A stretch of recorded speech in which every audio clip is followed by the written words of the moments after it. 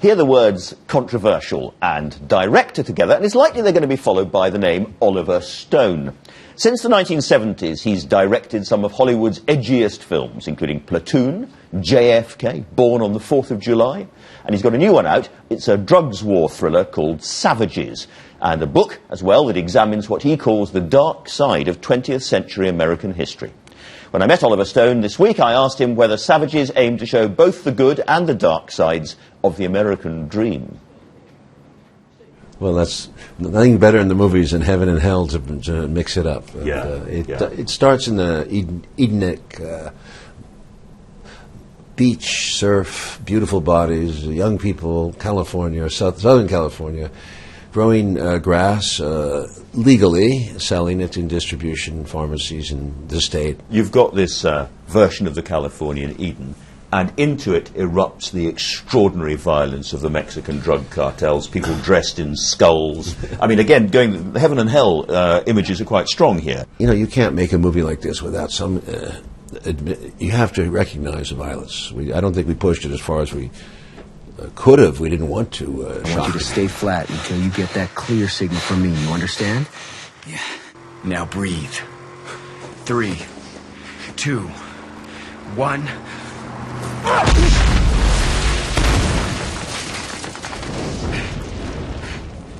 We had Harvey Weinstein on the show last week, and he's worried about violence in the movies. He's now worried that he was a great collaborator with Tarantino, of course, so he knows whereof he speaks. But I was thinking, having watched this, just a couple of days beforehand, 10 severed heads were hanging from a motorway bridge in northern Mexico. Yeah. So presumably your argument is that this is actually what is happening. This is a realistic account of really what's going on. Oh, I've seen the pictures. On the border. I've seen the pictures. I've seen so many grisly pictures. It's so hard. It's worse than the movie. I mean, you don't want to show it. I mean, you don't want to show somebody thrown into a bath of acid and his skin dissolving. It's disgusting, and frankly, it's part of the modern world. I think we have to tone it down, and we want to make it acceptable. We don't want to. But if you turn your eyes away, if it's too much, but sure. Frankly, you have to acknowledge it. In the film, one of the key characters says early on, drugs are a rational response to an insane world, or words to that effect. Yeah. And I wondered if A, that's your view, and B, what the message of the film is when it comes to the prohibition of drugs. And the effect of that. Well, I speak inside the character. She says that, and so does Sean. And drugs, to them, the marijuana certainly is a rational response to insanity, because he's seen the Iraq War, he's seen the Afghan War, he's had his soul robbed. She says that he has inability to have good sex. He has wargasms. She says, not orgasms. And he's dead in many ways. And it's having been to Vietnam, and I know that people have a hard time understanding this. But you're an ex-vet, we should remind people. I was a combat soldier, and I am telling you that in the rear areas, when we did the marijuana over there was incredibly strong. And we did it to relax, to take the stress away. And I think it's kept us human. And I described it very nicely, I thought, in Platoon, where you see men dancing together, you see men enjoying their comradeship in war, when it's brutal. It's a brutal business. We're in the middle of an American election at the moment, of course. I think you had hopes for Obama in 2008. With all the drone attacks that go on in Pakistan and in other countries, with the failure to close Guantanamo Bay, etc. How do you feel about him now? I'm very disappointed in some things he's done. I do think there's the only rational response to Romney would be to re-elect him, because we have no choice. But I do think he is facing a systematic problem in the government. The government cannot change. We cannot get off this treadmill that we're on. Whether it's a war on drugs, war on terror, war in Afghanistan, there's such a political consensus of correctness about it that it's very difficult to go back. That's the problem.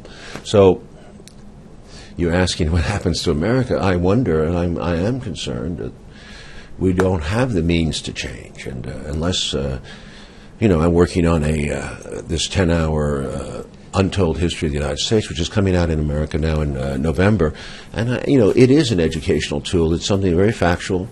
very supported, and we're showing another version of American history to the young people in the hopes that maybe that next generation could possibly, if we're still around, do something about this country. And this comes with a book, and this is your take on, I suppose, the American history that you yourself have lived through as well. What we're doing is taking some events that people have forgotten and making them think about it in another way, and trying to build a pattern where you see where the national security state is born. The national security state didn't just come into existence with George Bush Jr., the second one. It came into existence after World War II. America changed radically with the Cold War. And was the Cold War necessary? These are some of the key questions we raise. Now, you reach out. I mean, you worked with Hugo Chavez in Venezuela. There was some talk that you might go and film with Ahmadinejad in Iran. This is a dangerous sort of thing for somebody in your position to be doing, presumably, because it makes it very easy to say, oh, it's my enemy's enemy is my friend, or my friend, you know what I mean. No, I'm not. I'm doing it as out of curiosity, and unless you can have a dialogue with your supposed enemy, then you don't even know if he's your enemy. Correct. So, unfortunately, Americans has practiced this form of censorship of the other sides. There's much in America throughout my history as a man. I've seen the fear of the other is a consistent motif of American life. Fear of the other, whether it was drugs, whether it was Castro, or the so-called socialist leaders of South America, who were all democratically elected by people who had had enough of the economics of the IMF and the World Bank. I'm just going out there and putting a camera on their face and saying, speak for yourself. And that's what I did with Castro, and they didn't even make it to American television because it was supposedly so biased. Yeah. I was just back from the States, and I was talking to a commentator, actually a Republican commentator, and I was asking about the anger that there seems to be and the vitriol in the American political discourse these days. And she said to me, the thing is that we actually now live apart. Republicans and Democrats live in different areas. There's no common conversation. There's no real, we listen to different radio stations. We watch different programs. Sometimes we support different kinds of sports. And I wonder whether a film like Savages, coming back to the film, is one of the last ways of a common conversation happening. In other words, you can raise issues and you'll get people of all stripes and political allegiances coming to it, so you can talk about the war on drugs. There's no question that movies can be a bridge between all cultures. A good movie plays the world, and that's one of the great attractions for me of making they're very my films, if anything, have been, to some degree, have polarized people, and people have taken attitudes, but I think in the end they've done, it's important to show the effects of war and what it really does, and that's why in Born on the 4th of July you show a boy in a wheelchair. The same thing is true about Savages. You have to show a little bit of the penalties that you pay for calling this a war on drugs. Oliver Stone, thank you very much for talking to us. Thank you, Andrew.